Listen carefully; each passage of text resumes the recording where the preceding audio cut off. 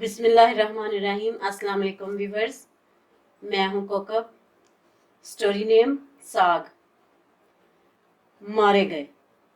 साद नीचे आया तो अम्मी को साग काटते देखकर अपना सर पकड़ के वहीं सीढ़ियों पर ही बैठ गया। या अल्लाह, ये क्या हो रहा है? एक बारी फिर साग। मेरी प्यारी अम्मी, मुझे ये बात समझ में नहीं आती कि आखिर आपको साग से इतनी मोहब्बत क्यों है। जब देखो हमारे घर में साग ही पक रहा होता है। अभी पिछले हफ्ते ही तो आपने इतना सारा बनाया था और आज फिर। जी नहीं, पिछले से भी पिछले हफ्ते यानी 15 दिन पहले पकाया था। अम्मी ने फौरन हाथ रोककर उसे याद दहानी करवाई।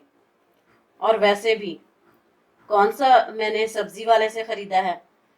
वो तो भला हो अल्लाह दिता का, अभी थोड़ी देर पहले ही देकर गया है। कह रहा था खेत से ताज़ा तोड़कर सीधा इधर ही आ रहा हूँ। बड़ा नरम है, जल्दी पक जाएगा। पूरी बोरी भर लाया था। मैंने बस आधा ही रखा है और बाकी साथ वाली राशिदा को दे आई हूँ। बड़ी शुक्रगुजार हो रही थी वो मेरी।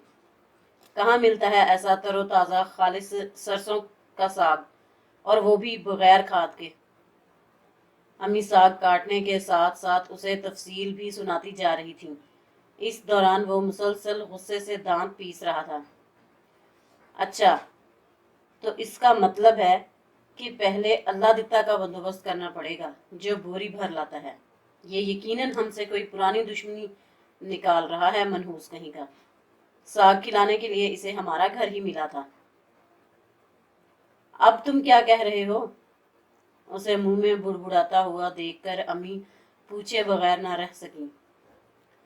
कुछ नहीं अम्मी, मैं बस यही सोच रहा हूँ कि अब 2 दिन आप हमें किसी डॉक्टर के नुस्खे की तरह ही साग खिलाएंगी।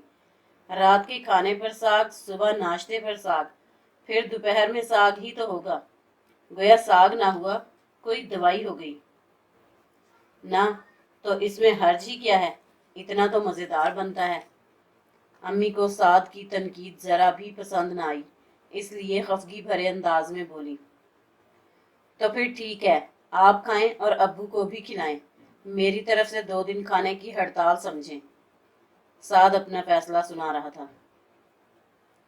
क्यों भाई बरखुरदार, कुर्बानी का बकरा समझ रखा है मुझे जो साग खिलाने का मशवरा दे रहे हो?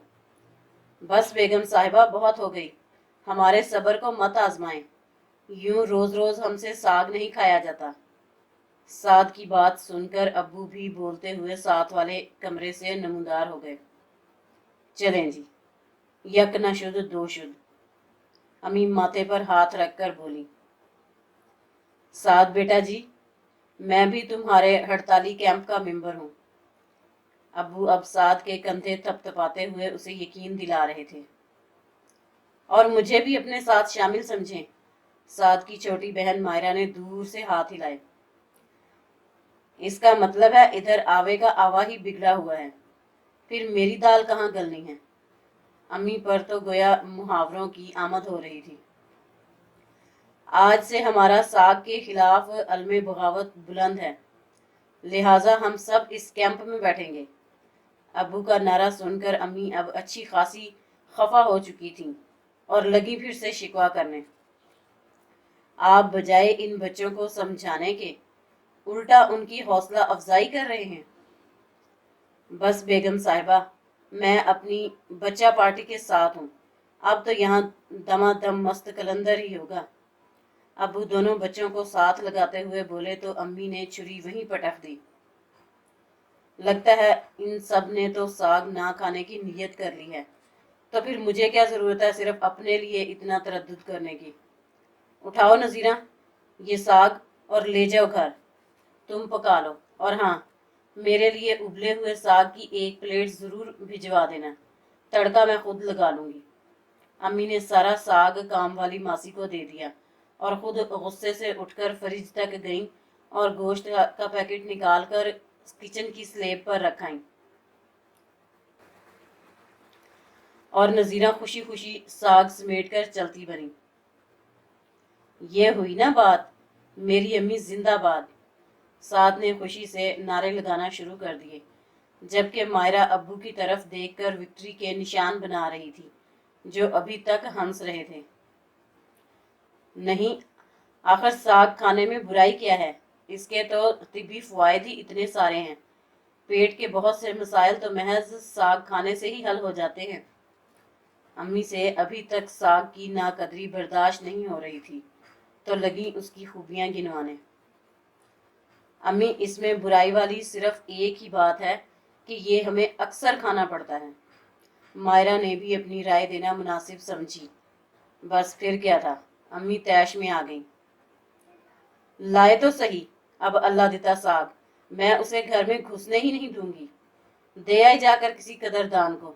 इस घर के नाशुक्रे लोगों को इस नेमत की कदर नहीं। ये हुई ना बात बेगम, बहुत अच्छा फैसला किया है आपने तो। बिल्कुल ठीक, उसे घर ही मत आने दीजिएगा, बल्कि मुझे बुलाइएगा। इस कमबख्त को ऐसा सबक सिखाऊंगा कि आइंदा साग तोड़ते हुए भी 10 बार सोचेगा। अबू आज भरपूर मजाक के मूड में थे। अम्मी मजीद तिलमिला उठी थी। अबू, खुदा की कसम, मुझे तो सर्दियों से डर लगने लगा है। वो क्यों भाई? अबू ने हैरान होकर पूछा। अबू, घर घर साग पक रहा होता है। अपने घर से खा के जाओ साग, मोहल्ले से गुजरो तो हर घर से पकते हुए साग की महक आ रही होती है। हमसायों के घर से अगर कुछ आ रहा है तो साग।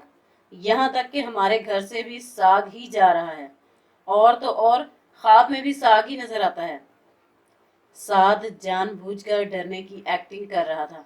अबू और मायरा के कहकहे बुलंद हो रहे थे। बस कर दो, खैर तुम इतने भी मजलूम नहीं हो। पका रही हूँ कोरमा, खुश हो जाओ सब के सब। अम्मी गुस्से से पांव पटकती किचन में चली गईं। साद के यूनिवर्सिटी के इम्तिहान नज़दीक थे, जिनकी तैयारी के लिए आजकल वो घर पर ही होता था। अगले दिन अभी सुबह का नाश्ता हो रहा था कि छोटे चचा चले आए। उनका घर चचा के ऑफिस के रास्ते में ही पड़ता था। उनके हाथ में एक डोंगा था।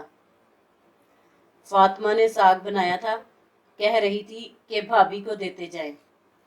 चचा तो अम्मी को डोंगा पकड़ाकर चले गए। पीछे से अम्मी की खुशी दीदनी थी। देखा तुम लोगों ने, मुझे साग नहीं पकाने दिया, फिर भी अल्लाह ताला ने मुझे इतना सारा साग भेज दिया है। साद अच्छी तरह पहचान चुका था कि ये वही डोंगा है जिसमें अम्मी ने साग भर के चचा के यहाँ भिजवाया था, बल्कि साद ही देकर आया था। अब ये दोनों बहन भाई बैठे पेचोताब खा रहे थे, जबकि अब्बू तो गरम गरम साग पर मक्खन की टिकिया देखकर कब के पिघल चुके थे।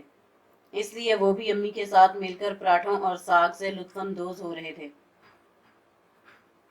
साद बेटा, इतनी शाम को कहाँ जा रहे हो?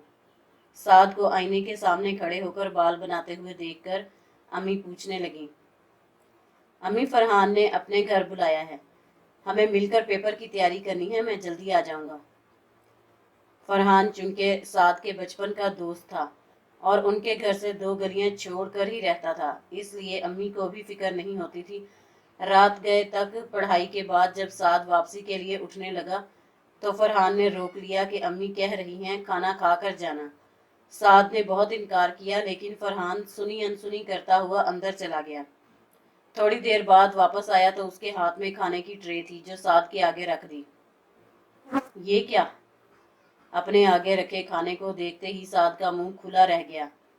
गरम गरम भाप उड़ाता हुआ साग और साथ में मकई की रोटियां देखकर वो चंद लम्हों के लिए गुमसुम हो गया।